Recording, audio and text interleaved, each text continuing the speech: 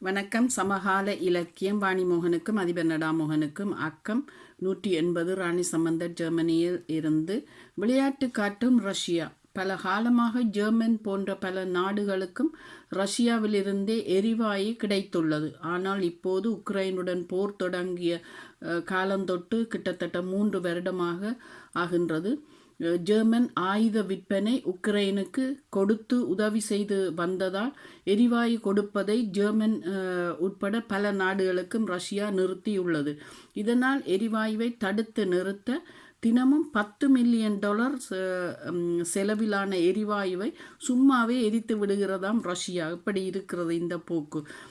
ஐரோப்பிய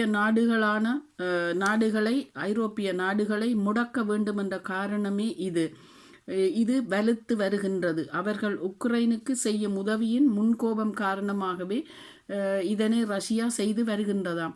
எரிவாயு ஆலையிலிருந்து இது எரிக்கப்படுகின்றது. மெல்ல மெல்ல முடக்கி இப்போது பைப்லைனை முழுவதுமாக மூடுவதற்கு திட்டமிட்டு உள்ளதாம் ரஷ்யா. தற்போது வந்த புதிய தேர்தலில் கிடைத்த புதிய அதிபர்கள் எவ்வாறு காய் நகர்த்தப் போகின்றார்கள் என்று பல ஆய்வாளர்களும் காத்து கொண்டிருக்கின்றார்கள். கடுமையான சட்டங்களை கூட ஆராய்ந்து கொண்டும் வருகின்றார்கள்.